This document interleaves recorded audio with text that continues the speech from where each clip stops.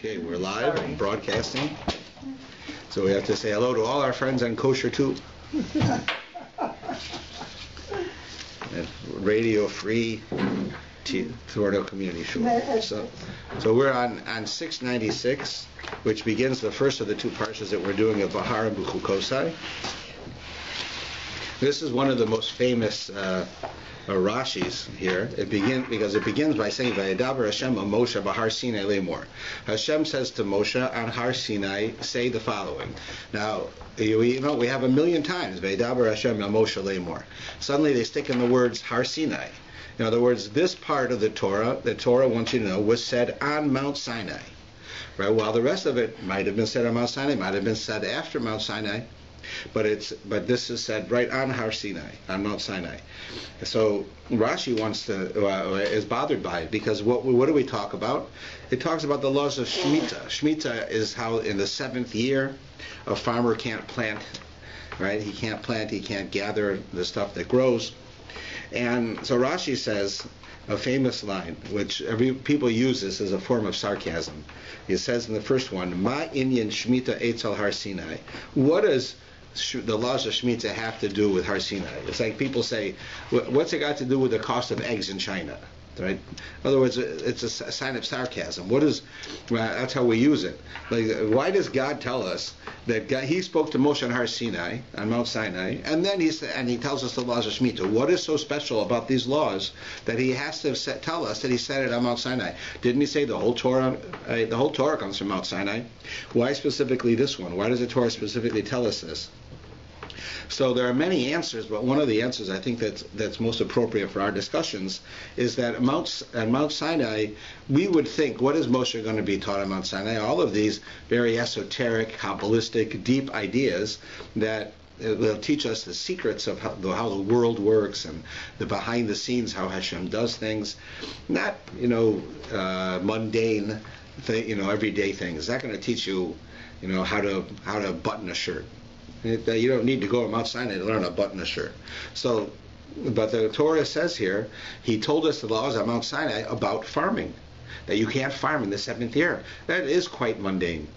And even though it's not a law you'd come up with on your own, the Torah is telling you that the laws of Shemitah come from God, the laws of murder come from God, the laws of theft come from God, just like the laws of kosher, which we understand would come from God, and other similar things. That is to say, most of the time we believe, logically, that we need the Torah to tell us things like kosher. Because if it didn't tell us, how would we know? Tell us things like shatnez, right? That you can't wear clothes that have wool and linen woven together. Or it tell us, shaking a lulav and an esrog. Who would ever think of taking these 4 different things, putting them together, and shaking them on a holiday? Right? So there, you need the Torah to tell you, right? But do I need the Torah to tell me I shouldn't steal? It's logical. I shouldn't steal. You know why? Because if I don't steal, then hopefully other people won't steal. I won't steal your stuff. You won't steal my stuff. We'll have a good time. Everything is fine, right? I shouldn't rape. I shouldn't murder, because I don't want anyone to do that to me. So I won't do it to others. It's logical. I don't need the Torah to tell me that. That's what most people think, but the fact is we do. And that's what one of the points is of why the Torah tells us that this section was said on Mount Sinai, and then it talks about farming. Because farming is as mundane as you can get. But I want you to know that everything in the Torah was said on Mount Sinai. Everything comes from God. Even what we might think, we can figure out logically. So let's see. For instance, here you have the laws of murder. Right? Well, who would not think logically that it's wrong to murder? Everybody knows it's wrong to murder. You don't need it. You think you don't need the Torah to tell you, but you do. For instance, is abortion murder? Is that murder? Is there a certain point where abortion becomes murder? How about euthanasia and mercy killing? Somebody's in the hospital, like there was a case in the paper, right, a number of years ago, but a man loves his daughter. His daughter has a disease that she's going to die from. She's in the last stages of this disease. She's in horrible pain. Even if they would find a cure for the disease, it's already destroyed her body. She's not going to be able to live. For sure, she's going to die within the next 3-4 weeks. That's what science says. So this man says, I love my daughter. Why should she suffer like this? She's not going to get better. So he kills her so that she shouldn't suffer. right? So is that murder? In order for it to be murder, do you have to have a bad intent, or could it be a good intent? How about self-defense? Somebody comes to hurt you, and you kill them. Are you allowed to do that? That's murder also. How do you know that might be allowed? So the point is that you can go to one country and they'll tell you, excuse me, abortion, you can't do abortion, that's murder.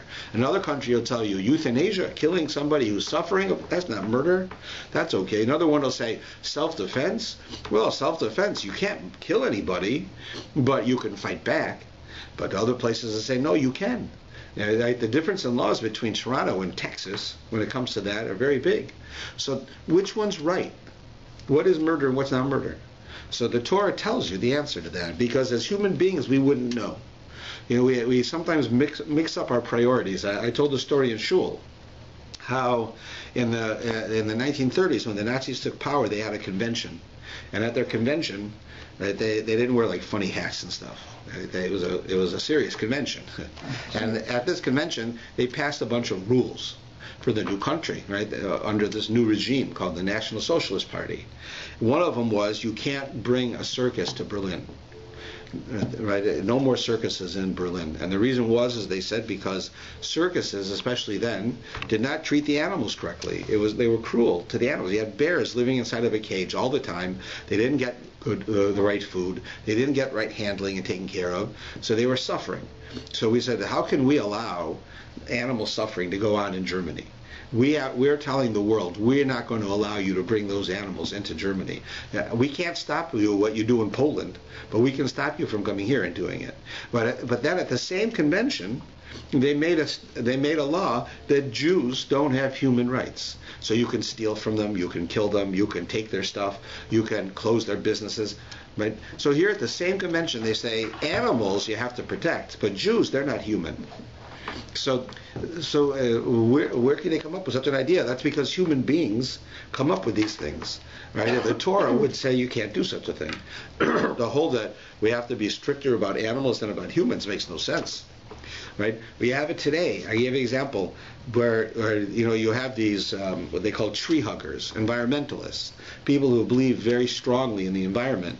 Some of them will go up like into the north where they do a lot of clearing of trees in order to make paper and things, and they'll take spikes, like big nails, and they'll put them into the tree. Now the tree can live with it, but when you come with a chainsaw to cut the tree, the chainsaw hits the nail and it'll bounce back and hit you, and it'll kill you. So they're saying that we're going to do this because we don't want how you're destroying the environment, and rather you should die. So what kind of a thing is that? Where can you come up with such a rule? So the Torah tells you, right, what is murder, what's not murder, what's violence, what's not violence, who's human, who's not human, what are these things? The Torah tells us. If it wasn't for the Torah to tell us, then we wouldn't know. It's not true that we would know. We would not know. And clearly we don't know. For the people who don't follow the Torah, they don't know. The Torah is telling us here that on Mount Sinai the laws of farming were given to tell you that the laws of everything were given. And that's the idea. That's what the Torah starts that way.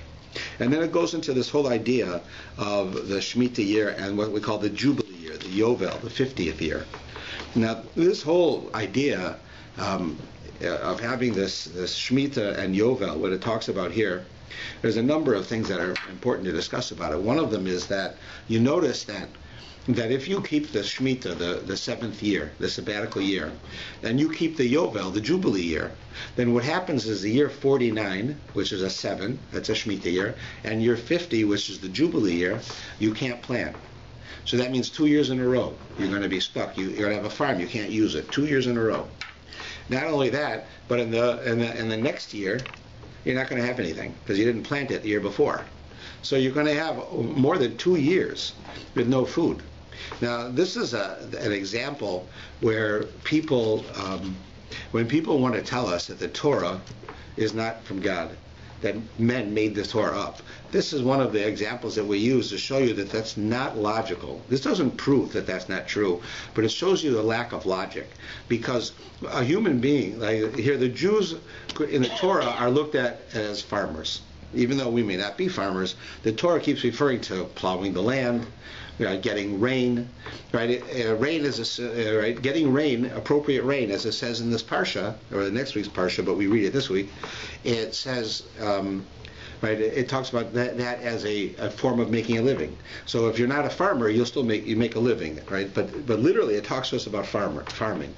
So here, when it talks about farming, and you have 2 years in a row that you can't farm, right? What kind of a human being would make such a rule? Right? If me, who's writing the Torah, and all of us who are there working on it, are farmers, are we going to make a rule that says that we can't use our farm for 2 years? It makes no sense that we do that. It's not logical. And not only that, what we don't have is a history of someone saying, you know what, we want you to believe that the Torah came from God. But I'm telling you, my own child, I'm telling you, don't worry about it. We made up these laws. They're not true. When you go to Israel, you can plant your field in the 7th year and in the 50th year. Nothing's going to happen. But nobody did that. And the fact that you have all these parents who none of them told their children that it's false, but is another way of understanding through logic that it's true. Right? If you have a country where everybody is farming and the law says you can't farm for 2 years, and you know that the law is not real, wouldn't you tell your kids it's not real? You go like this, you say, listen, don't tell anybody. We want people to follow this rule. But I love you, and I don't want you to starve to death because this is not real. So when everybody's not farming their land, you can go and do it. Nothing's going to happen. But no one did that. And by virtue of that fact, that gives us a reason to believe that they actually experienced it. Because the people who got the Torah, who were actually there, right, when this happened, right, are telling their children that it's true. So if they were actually there when it happened, so then that's a proof that it actually happened. That's one of the ideas there. Secondly, if you notice here, it talks about the idea when you have the Jubilee year. I'm just trying to find the line. I think it's on the next page. It says that you have to blow a shofar. Yeah, it's the beginning of the next page. It says what happens is before the Jubilee year comes, they would blow the shofar. Right? It's actually before Shemitah as well, before the 7th year. That in other words, they would get up and they'd blow a shofar so people know this is such a year. Your slaves have to be freed. If you have land in the Jubilee year from a different tribe, it goes back to that tribe. Right? So you imagine here you have a farm, and you've got slaves. Now, Jewish slaves are not what we think of slaves from the movies, like Gone with the Wind. Here, the slaves in this case have to be treated with dignity. They have to be treated right. And like it says, if you only have one pillow, the slave gets the pillow, not you. They have to be treated correctly. But one advantage is that the owner doesn't have to pay them, because they already owe money. Right? That's usually why they become a slave, that they're in debt. Like a person steals money and he spends it, and then he goes to court. The court says you have to pay it back. He says, I can't pay it back. I have no money. I spent it. So they said, all right, sell yourself as a slave, and you're mad to the man you owe money to. And by virtue of the fact that you work for him, he doesn't pay you, you've paid him back. At the end of the 7th year, you can go free. So you imagine if you have all of these slaves, right, 4 or 5 slaves working for you in your farm, you've got free labor. Right? Suddenly the 7th year comes, and it says you got to let them go. But who's going to want to let them go? All right, I've got like 4 guys, 4 men, adult men, working in my fields for free. I just have to give them a place to sleep and eat, but it's free, and they're working for me, right? If it comes the 7th year, I got to let them go. Well, I'm not so happy about that. So one of the commentaries I saw said that the reason that you blow the shofar is so that everybody would know that it's time to release their slaves, and you would have the sort of the idea of misery loves company. Right? Here I am, I feel bad, I lost all my people, right, who are going free. So all of the people like that hear the shofar blowing, and they all talk to each other, and it makes it easier for you to do what you need to do. And here you see the power of community, and you have a thing called peer pressure. Peer pressure is an important thing. Sometimes peer pressure is destructive. right? You force people to do things that they shouldn't do because everybody's doing it, right? You ever remember a kid say that? Oh, come on, you got to let me do it. Everybody's doing it, right? That's peer pressure. They feel pressured to do something that we know is stupid for them to do, but they want to do it because everyone's doing it. That's the reason. And what do we always say? Every parent says, if you would jump off the roof, would you jump off the roof too? Everyone says that same line. But the fact is they would. If everyone jumped off the roof, they also would want to jump off the roof. And if you told them no, they'd say everyone's doing it. This idea of everyone doing it is what the shofar is accomplishing, so that everyone's doing the right thing. You don't feel, I'm the only one with slaves and I'm going to have to let them go and everybody else is okay. No, the shofar reminds you that everybody who hears the shofar also has slaves and they have to let them go. So you feel better about doing it. That's one of the ideas behind it.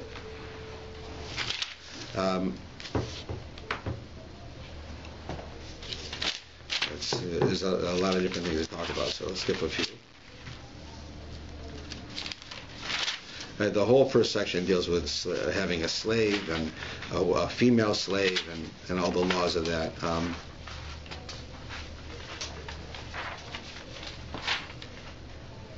At the end of this parsha, on 706, it says to us,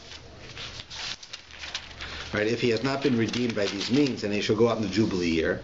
If you have a slave that for whatever reason is still around by the 50th year, you have to let him go. Why? For the children of Israel are servants to me. They are my servants who I have taken out of the land of Egypt. I am Hashem. Right? What is God saying? God is saying the following. You came out of Egypt. Right? You were slaves to Pharaoh. I freed you. Now you are slaves to me. God says, I'm the master. I'm the master of the universe. I'm the best master you can imagine. But you are slaves to me. So if I tell you that you can have slaves, then you can have them. If I tell them you have to let them go, you have to let them go. But because you are slaves to me. Ultimately, we all are servants to God. And therefore, we have to follow what God tells us. Right? And then right after that it says, you shall not make idols for yourselves, you shall not erect for yourself a statue or a pillar, and in your land you shall not place a flooring stone upon which to prostrate yourselves, because I am Hashem. My Sabbath shall you observe, and my sanctuary shall you revere. So it's logical for him to say, I'm the master of the universe, I'm your master, right? You shouldn't worship idols, because that means you think somebody else is God, not me. Right? But then it says, you should keep Shabbos, and you should have respect. Fear is a type of respect for the Beis HaMikdash, for the temple. So what does that got to do with it? You should keep Shabbos. So from here we have an understanding that Shabbos is what's referred to in the Talmud as an os, a sign. It's a symbol. It's like if you're a tailor and you want to have a tailor shop, what do? Right? In the old days, you didn't have to have a store. You had your house, and you put a sign up on the house, and it said, tailor. The people will come to you, right? And you put up a sign up, whatever it is you're doing. You're a doctor, you put up a sign that says doctor, people come to you, right? You have to put some type of sign up. So as a Jew, we also have signs. And one of the most well understood signs is Shabbos. Shabbos is a sign. It's os. Os means a sign. That is, a Jew who keeps Shabbos is putting a sign on their house that says, I'm a Jew, I follow the Torah, and God created the world. Why, how do we know that? Because virtue of the fact that God created the world in 6 days, he rested on the seventh day. By creating for 6 days and him resting on the seventh day, the last day. So then what we find is that by us doing that, we work for 6 days and rest on the seventh day. We are giving testimony that that's what God did. We're saying God did. This is what we do. And the reason we don't work on the seventh day is because God also didn't do it on the seventh. The seventh day he finished. And he looked at what he did. We also do that. That's our way of giving a testament, right, that God actually created the world. So when we put a sign on our house, which is that we keep Shabbos, we're making a statement that God created the world. And that's why it fits here. Because here it says, right, you're going to do what I tell you with your servants because you're servants to me. I created the world, and Shabbos is the sign that we know that that's how he created the world. Right? That's the symbol. So for us as Jews, that's why when you speak to someone and they tell you a sign of a good Jew, right? There are many ways of understanding what that means because we're using different words. But in the Talmud, a sign of a Jew who is considered a trustworthy Jew, someone that you can trust what they say, they can be a witness, is that they keep Shabbos. That's a symbol of that. If they keep kosher, they keep everything else, and they don't keep Shabbos, it brings into question, right, if they can be trusted as far as in a court is concerned. If they don't keep anything and they keep Shabbos, right, there's still a problem, but it's a statement. It's a sign. That's what they're saying. It's like they're holding up a flag and saying, I'm a Jew. So how do I know? Because I have a flag that says Shabbos on it. I keep Shabbos. So it doesn't mean that it's appropriate to break the Torah and just keep Shabbos. That's not the point. But Shabbos is a sign. It's a symbol. That's what it means. And it gives us that idea. So when you'll hear all the time, is that person a Shomer Shabbos? I was invited to their house for lunch. Are they a Shomer Shabbos? I have a court case. I need somebody to be a witness at my wedding. Are they Shomer Shabbos? Because keeping Shabbos is a symbol of a Jew who can be trusted. That's what that means. And that's why it's put in here. And it's an important point to keep in mind. It doesn't mean Shabbos is more important than another mitzvah. It means that Shabbos is, by definition, a symbol of what Judaism means. It's very fundamental to us.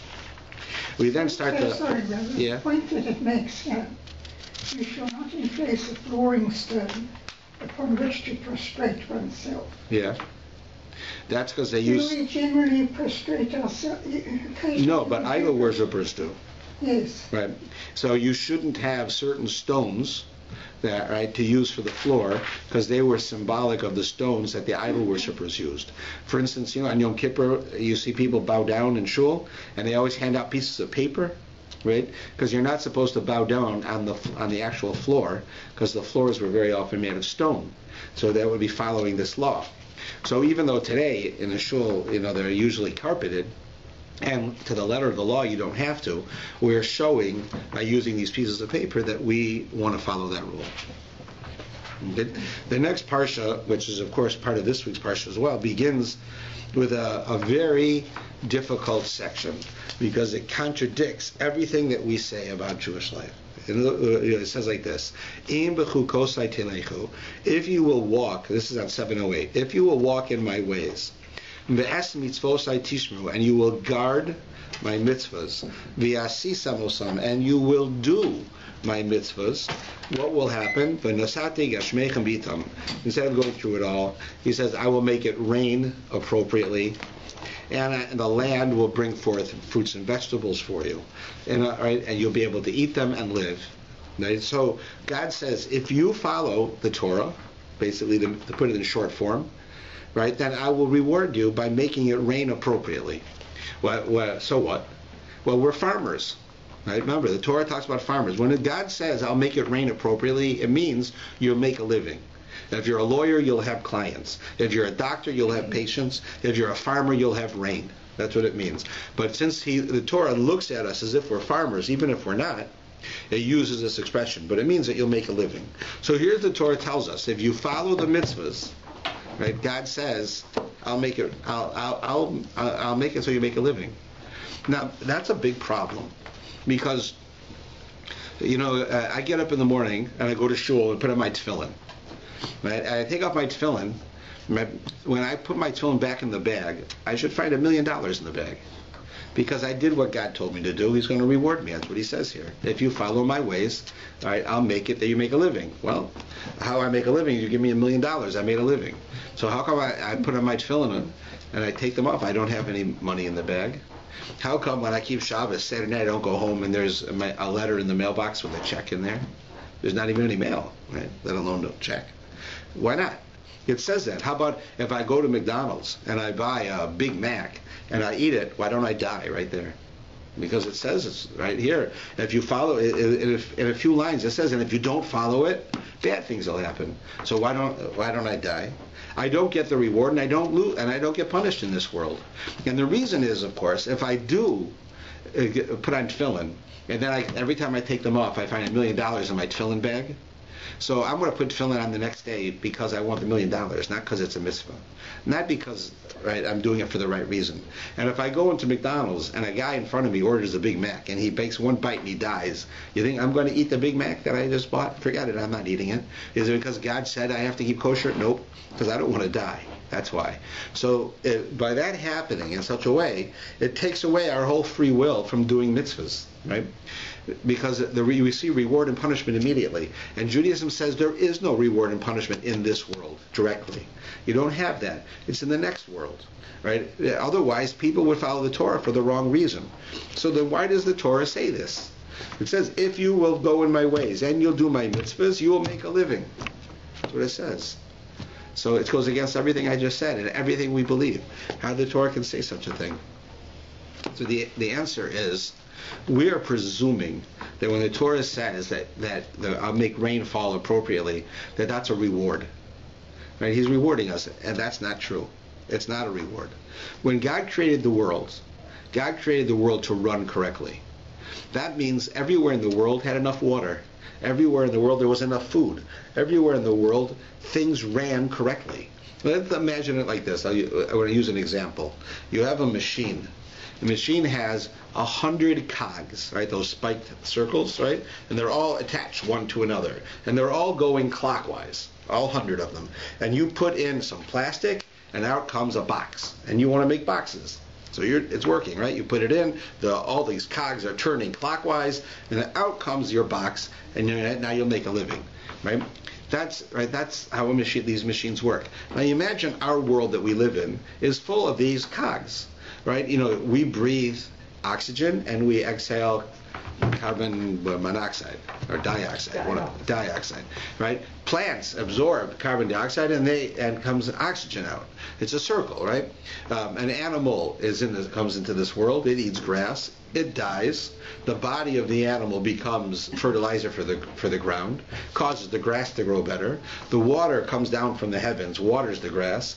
Then it goes back up, right? Evaporates back up, and it comes back down again, right? Everything is a circle. There's all of these circles going on in the world, right? As long as all of these circles, they're like the cogs of your machine. Your machine has 100 cogs, the world has 100 circles. I'm making up the number, of course. And they're all going clockwise. And if all of the cogs in the world that God created, when He created the world, are running correctly, the world's running fine. It works well, right? Everything's going well. So you have a machine, you have 100 cogs, you put in the plastic, it works well, out comes the box. God makes the world, 100 cogs, it all goes correctly, the world's running right. It's never too hot, it's never too cold, there's no droughts, there's always enough water, everything's running perfectly, the way God created it. Now you imagine you have this machine and suddenly one of the cogs becomes self-aware, right? This piece of metal, right, with the spokes on it, suddenly gets a brain somehow, and it decides, I'm sick and tired of being like everyone else.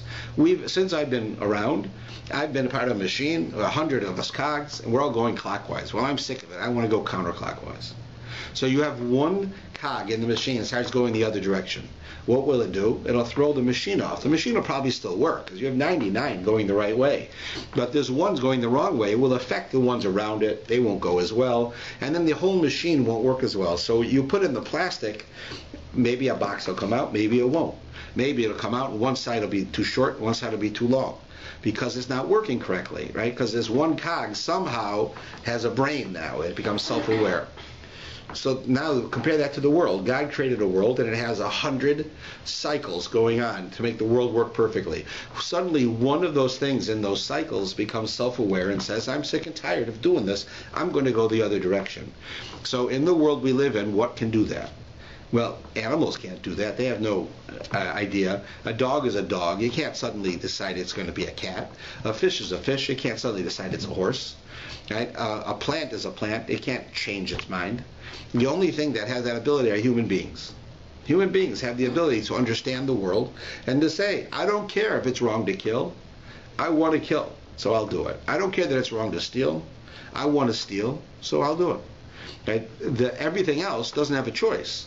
But human beings have a choice. We're self-aware, we have knowledge, and we have the ability to say, I'm not going to do what I was been doing all this time. I'll do what I want to do. So what happens is the world, just like the machine, gets thrown off. The world still works, it still rains, it still doesn't rain. It rains in some places, not in others. It works, but it doesn't work as well. You'll have a drought. You'll have a flood. You'll have too much food one place, not enough food another place, because the machine's not running well, because us, the human beings decided we're not going to do like everyone else. We're not what you call one with the world. We're going a different direction. What does that mean, going a different direction? It means we're not following the Torah. The Torah is a book that God wrote before he created the world. So when he created the world, the Torah tells us how do we act to be one with the world, so that we're going clockwise like the rest of the world. If we don't follow the Torah, we're not necessarily going the right way. We're going the wrong way, throwing the world off. Now, if we understand that, now when it says to us, if you follow my ways and you do my mitzvahs, rain will fall appropriately. That is, it's not a reward.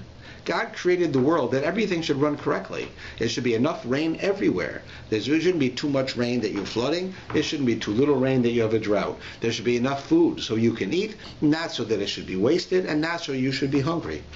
That's if the world runs correctly. But if you don't walk in my ways and you don't keep my mitzvahs, you're saying, I'm not part of the world. I'm going to go the other direction. Well, now the world will still work. It'll still rain, but not appropriately. And not everywhere. And there'll be food, but not the right amount. Things won't work well. So God is not telling us that I'm going to give you rain if you follow the mitzvahs as a reward, like I said, finding $1 million in your tallis bag. He says, you have to know when you follow the Torah, you are becoming one with the world. The entire world is now running correctly, because you're the only one who can mess it up. A dog is going to be a dog, and a tree is going to be a tree. It's going to do it. But if you start messing up the world because you choose not to follow the Torah, it won't work right. So if you want the world to work right, walk in my ways and follow my mitzvahs, and the world will work correctly. And that's why we don't see this as a real conflict to what I said before. It's not a conflict. It's simply telling you how the world works. It's not telling you a reward and punishment. Because we believe that you are not rewarded or punished for mitzvahs in this world. I know you can ask, well, if we're not rewarded or punished, rewarding I can understand, but I see people who are punished. You see people who have horrible lives, right? You see that. People who can't find happiness, people who are, sickness in their family all the time, people who lose their jobs, right? They can't support their family. They get all kinds of things happen to people, right? So it looks like a punishment, but that's not a punishment. That's a mistake. When people come to me for counseling and they tell me, why does this happen to me? So they think the answer is because God's punishing me. He hates me, or I did something wrong, or and therefore God's punishing me. These are not punishments. God gives us tests in our lives. He gives us challenges in our lives because he knows we can succeed. But he knows that we have to try hard to succeed.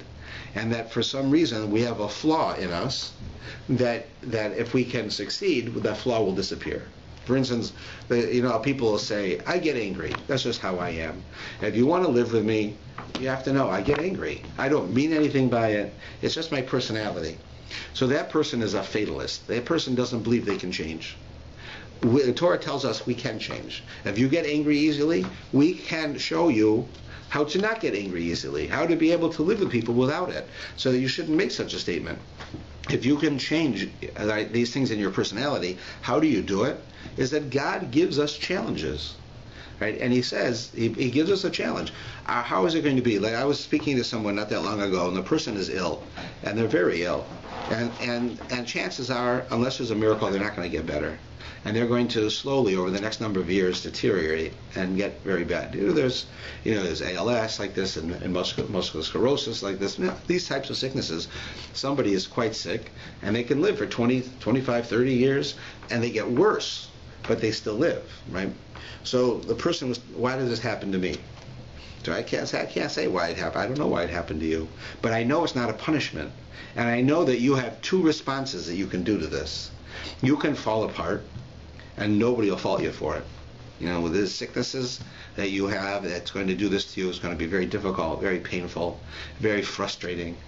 You can't do what you want to do. You can't support your family. It's tough.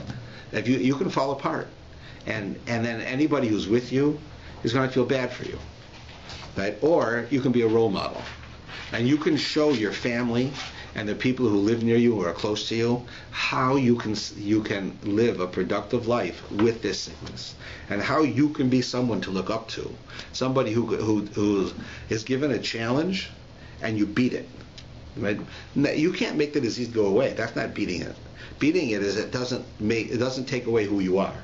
You're still going to, you can't work 8 days for a living. You're going to still do what you can do. You're going to still be there for your family. You're still going to show them that I'm not going to let this disease destroy me. It might kill me, but it won't destroy me. I will still be a good person. I'll still work hard. I'll still care for my family. I'll still be there for the community, right? Then that person, right? That person becomes a better person because of it. But, so are they really being punished? They're really having a difficult time, but that's not a punishment. A punishment doesn't make you a better person. A punishment is payment for what you've done. That's not what this is. This is, for whatever reason, that person has a flaw within their soul that's not necessarily their fault, and Hashem is making it possible for them to fix it by whatever it is that happens. They're having trouble getting a job. They're having trouble having children. They're having children, but their children are in trouble. Their children are sick. They're sick. Their spouse is sick. Whatever it is, they live in a place that doesn't allow them to have the freedom that they need. Whatever it is that it's happening to them, that's a challenge. And Hashem gives us challenges to improve ourselves. So that's when we say there's no such thing as reward and punishment in this world. Everyone understands, okay, reward is easy. There's no $1 million in my tefillin bag. I see there's that. Right? But there's also no real punishment in this world. When something bad happens to us, it's not a punishment. It's a test, a challenge for us to succeed. And if we can succeed or we can fall apart. That's up to us. And that's really what it's referring to here.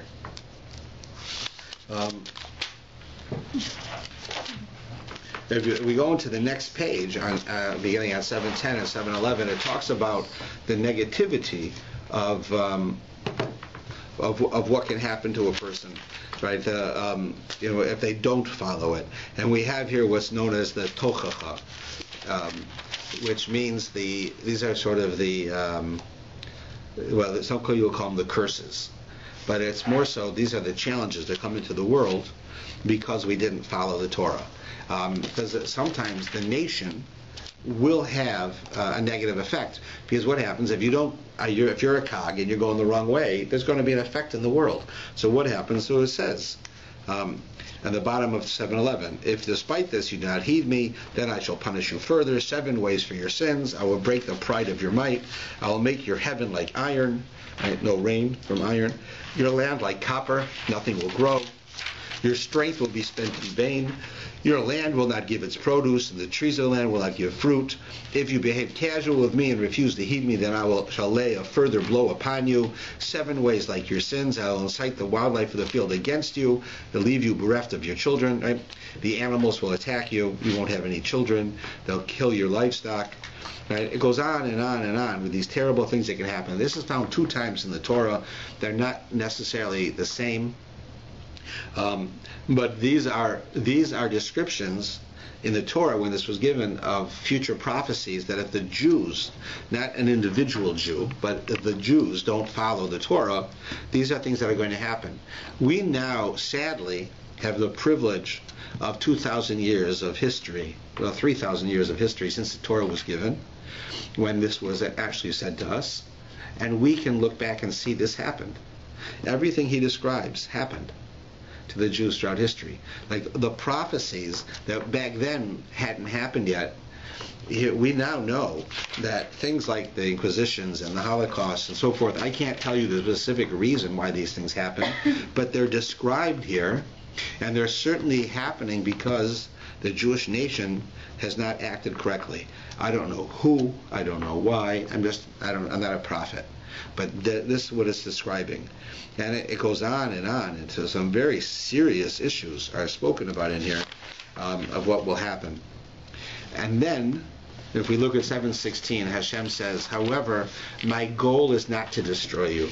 My goal is to lead you back. It's just like a parent, right? If you say to your child, listen, don't put your hand on the stove. You put your hand on the stove, it'll burn you, right? And then and that could be very bad. It could destroy you the rest of your life using that hand. Right? It's one thing just to have touch the fire for a second. So you'll get a blister and it'll hurt. But you put your hand in for a few seconds, you could destroy your hand. It'll never work again. So when you have a little kid, you tell them, don't put your hand on the stove. And they go to put their hand on the stove. So what do? You hit them. You got to stop them right away. You don't talk logic then. You don't beat them. You hit them. You shock them a bit. Right? A little bit of pain rather than a lot of pain that'll happen if they actually put their hand there. Right? That's what's happening here. The Torah is saying to us, I want you to have a good life. I'm giving you the tools to have a good life. If you choose not to, it's going to be very bad for you. So I'm going to have to do some things to stop you from doing the real bad things. If it's like this. You should follow the Torah. If you follow the Torah, you could have a life of blessings and of wealth and happiness. Right? That now, if the blessing, the wealth, and happiness leads you to not follow the Torah, then I'm going to take it away. Because I want you to follow the Torah. That's what's best for you. The blessings and the wealth and happiness are tools for you to use to follow the Torah. But if you choose not to, then I got to find a way to wake you up. I have to hit your hand so you don't touch the stove. That's what Hashem's doing. Right? But then at the end, Hashem says, all right, we did it. It happened. Let's move on from here. And that's what he begins with in the top of 7:16. He says, "V'zecharti es brisi Yaakov, v'af es brisi Yitzchak, v'af es brisi Avram, eskor v'aretz eskor." And then I will remember the covenant I made with Jacob, the covenant I made with Isaac, and the covenant I made with Abraham, and a covenant I made with the land, right, the land of Israel. And then I promised the Jewish people they will always exist. I promised the Jewish people they will be in the land of Israel. So even if you go astray, and I have to punish you, I will never destroy you. You will never be gone. I will never hurt you just for the sake of hurting you. And I will always remember the promises I made, and I will keep my promises. Right? That's what he's saying. However, if you look closely at the sentence, it's a funny sentence because it's backwards. He says, I remember the covenant of Jacob and the covenant of Isaac and the covenant of Abraham. Well, it's not how it was done. Abraham was first, then Isaac, then Jacob. So he should say, and I'll remember the covenant with Abraham, and I remember the covenant with Isaac, and I remember the covenant with Jacob. But it doesn't say that. It says it backwards. So some of the commentaries say that I'll remember the covenant of Jacob. Jacob alone, because of how he lived his life, is sufficient. That Jacob has the ability to bring, that the merit of Jacob will be enough for me to stop this and bring you back. Bring you closer to me again. If that's not enough because you went so far astray, then it'll be the covenant of Isaac will have to help. And if that's not enough, then the covenant of Abraham will have to help. That's why they say it's backwards. However, another idea is that we're looking at this at Jewish history. Because Abraham, Isaac, and Jacob were not just people, and not just the founders of ethical monotheism and great individuals. They also were symbols.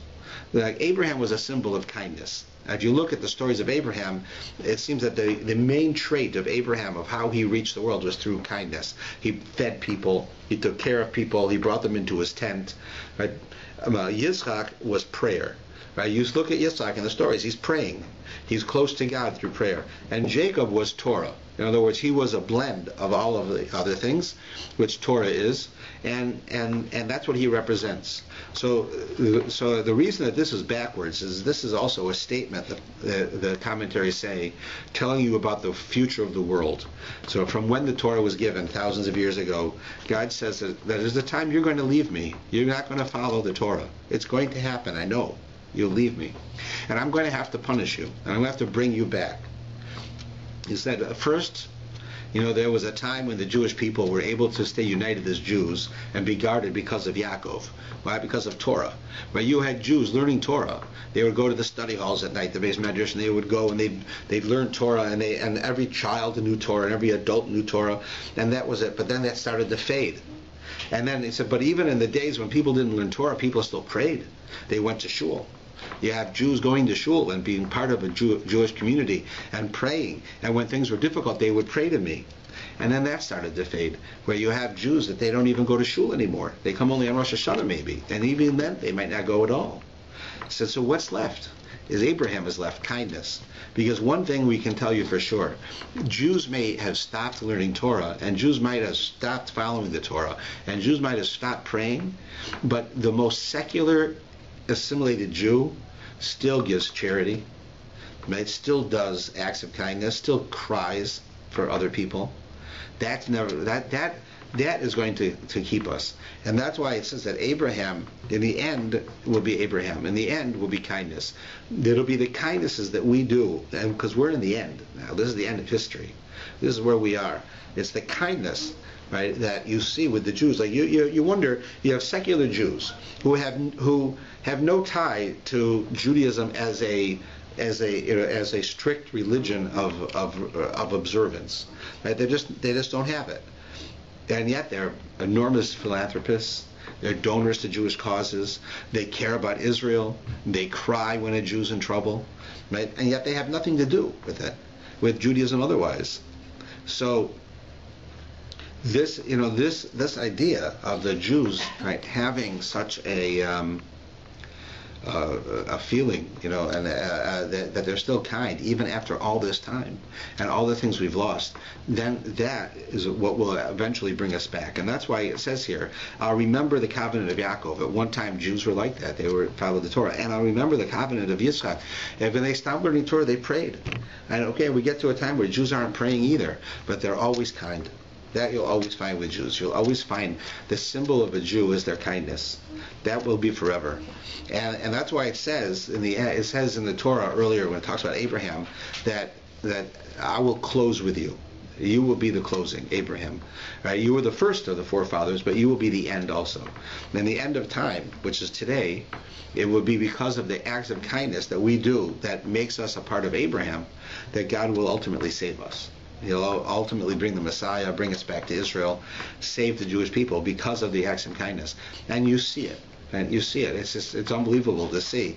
I remember being in a city once, and it was a city that was almost like maybe 0.5% of the Jewish community were Orthodox. It was like almost nobody. And yet, the Jewish Federation raised more money than the United Way. Now, the United Way raises money from everybody.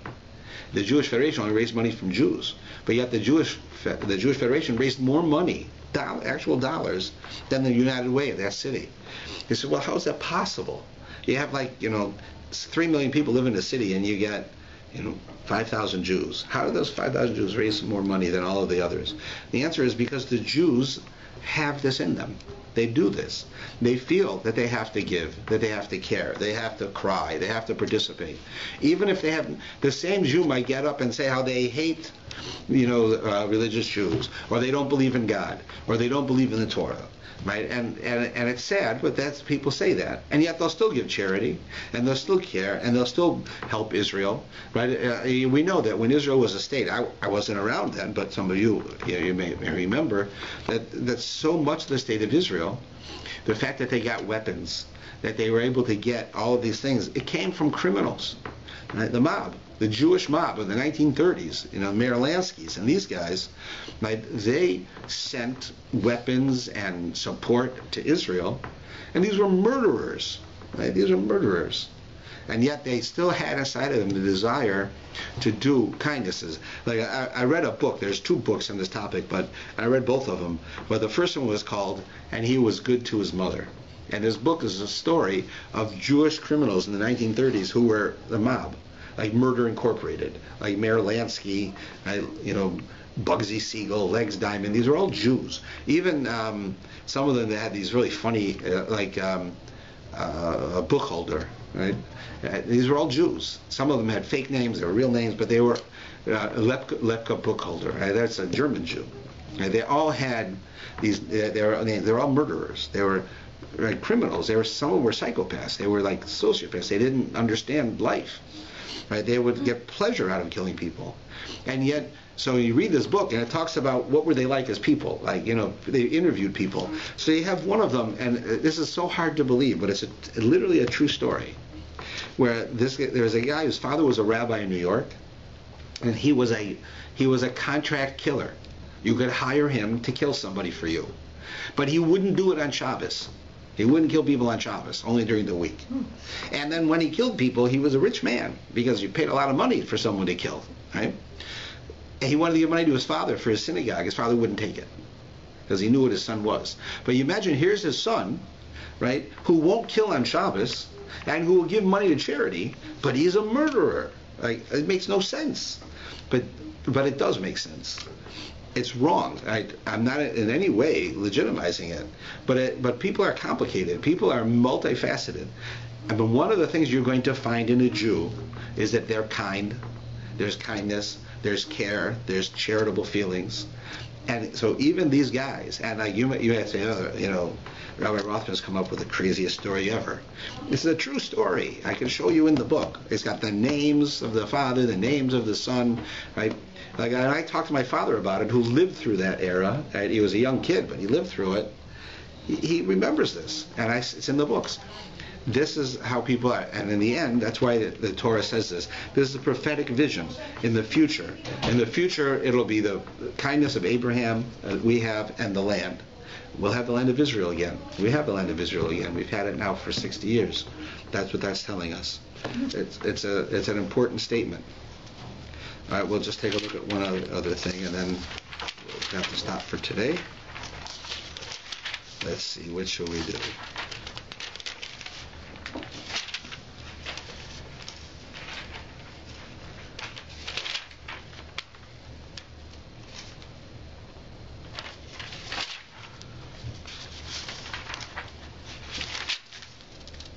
All right, so the next section, like on 18, 7, 19, are called the valuations. What this is it gives you a value of a human being. This isn't the moral value. This is physical. What is the physical value, minimum physical value of a human being?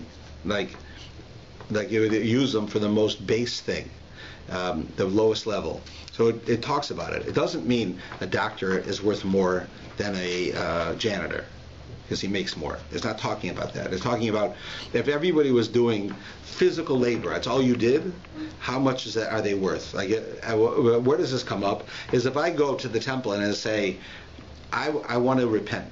I want to donate my worth to the temple.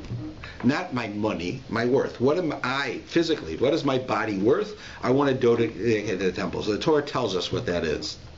So the commentaries ask about this whole idea, because it's not really what you're worth. It's just a very base number. So it's and then again, what does it have to do with the section right before it, which is where it's found, that has to do with all these curses, these things that will happen to us if we don't follow the Torah.